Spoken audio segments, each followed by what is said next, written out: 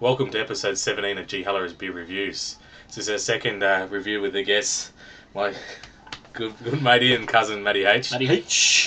Today we will be reviewing Williams Pale Ale.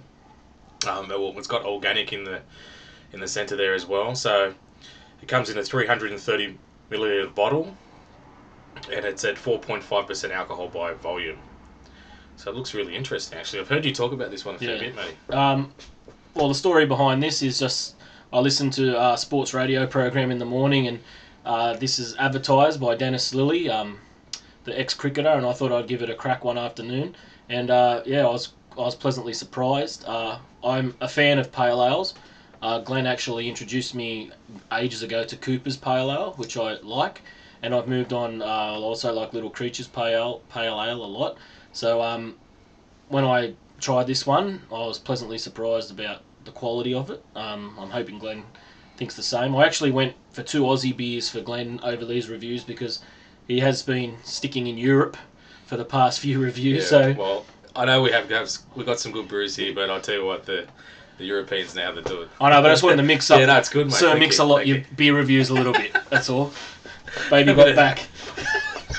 That's why. So I just thought I'd keep it to Australia. But good. I'm like Glenn too. I love the European beers, and I actually prefer them than most Australian beers. But I find the small breweries in Australia do a pretty good job. Yeah, that's true, matey. Well, I'll just go on to say what it says on the label here. Williams Pale Ale is a true Australian brew. Clean, fresh, citrus flavours make Williams Pale Ale smooth on the tongue, long on the quench, and refreshingly easy to drink. You stumbled over fresh twice then. First you said fresh, and then you said refreshingly. I'm nervous, mate, because you're here. Don't be nervous.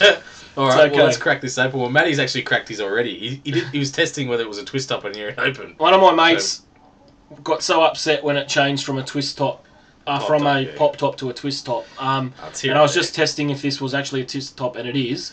Twist top? Twist top. Yeah. I'm catching the disease. Can't speak disease. It's actually just a quick little history lesson on this beer.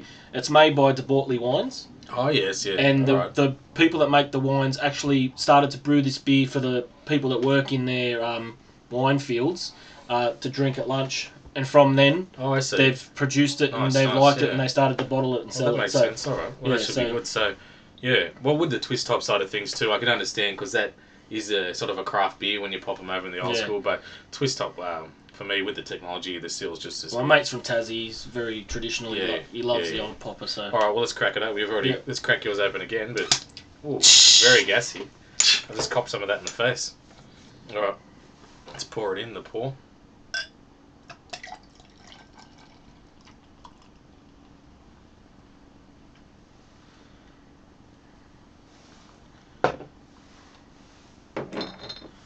Okay, as for the pour, nice pour there. Very pale. Very carbonated. These glasses help because these are the headmaster glasses, so they've got the technology at the bottom to assist with the carbonation. But 2 fingers of head, soapy bubbles, a little bit thicker than the last review, the Stone and Wood, but looks good. As for the colour, yeah, it's definitely lighter. The sediment's not in this beer. No. So it's not a cloudy beer. No. No, so it's been filtered. But that's not a problem. That's just the style that it is. Smell. Definitely not as pronounced as the last Stone and Wood ale. I think it's good we compare the two because they're both Australian ales, pale ales. Yeah, the citrus is there. Just trying to pick up what it is though.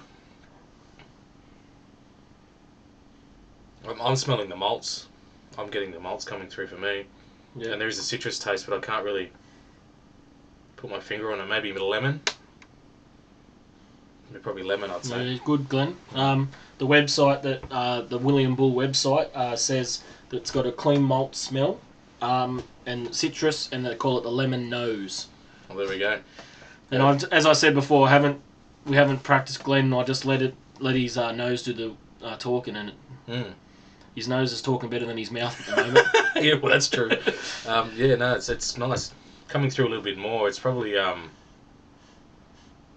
because we've just gone from the stone and wood too, because that's such a different smell. You've got to The adjust. smell on the stone and wood's very Yeah, no, very but I can prominent, get that lemon. It's nice. Yeah.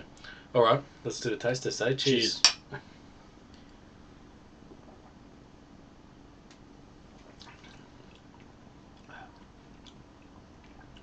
Yeah, that's definitely more malty. Yeah. Than the last brew we had, the stone and wood. The lemon taste is there, and then there's that bitterness afterwards. It's yeah, it's nice. Yeah. I think it's quite nice. I'll give it another go. What do you think? It's once again, I think it's light too. Light on the palate. It doesn't. I don't think it's as carbonated as the stone and wood. No. But maybe, yeah. No, these glasses sort of force it a bit, as you can see, but it's nice. It's I don't know. Maybe you can flesh this out a bit. It's more of a beer taste. yeah. Well, I was just going to say that it's definitely more bitter. Yeah.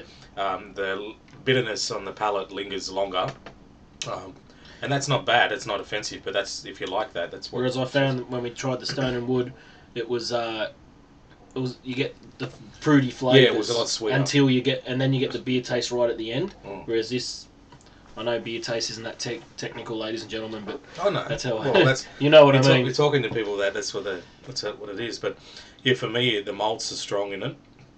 You get that malty taste and then the bitterness afterwards, with that little zest of lemon. Yeah, it's not very strong or pronounced, but it's there.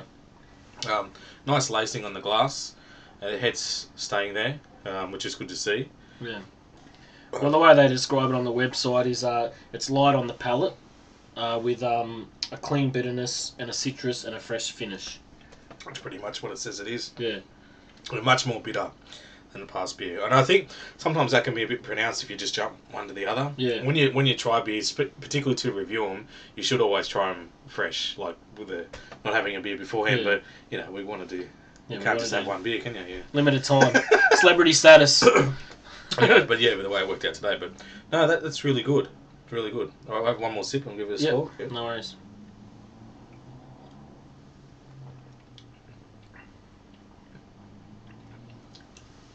I'd probably give it a 7 out of 10. Yep. If you think it's better than that, go for it, mate. If you know you're quite fond of this beer, but 7 out of 10. 7 out of 10. Well, the way I would rate it is, the same as the Pacific Ale. I like the Pacific Ale a little bit better.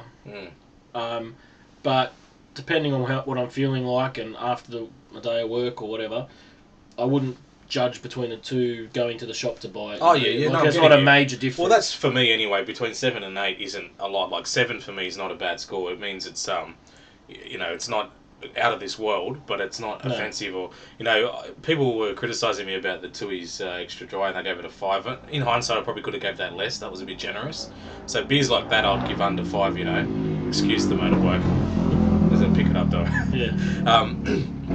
Yeah, so I'd probably give that under 5. But for 7 out of 10, I think for me that's my score. It's a remarkable score. I'll give it a 7. I think it's a great beer. For 7, between 7 and 8, I think it's good sessionability as well. Yeah. What about 7.5? I give halves. 7.5 out of 8. No worries. Because I like the Pacific Ale a little bit better, just because of the difference. Yeah. It's different to other beers. How much was this per bottle or 6-pack, or normally what do you pick it was it up $15, for? 6-pack. 6-pack, okay. So it's a pretty good price. Can you buy it in the case? Oh yeah, I didn't get the case price. Have you bought that before, or how much? I can't remember. Probably about $40 or something. Yeah, something like that. So yeah.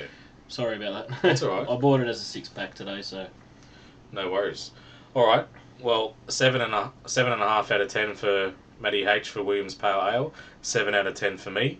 Not a bad beer. If you want to try something different and a reasonable Australian Pale Ale, go for it.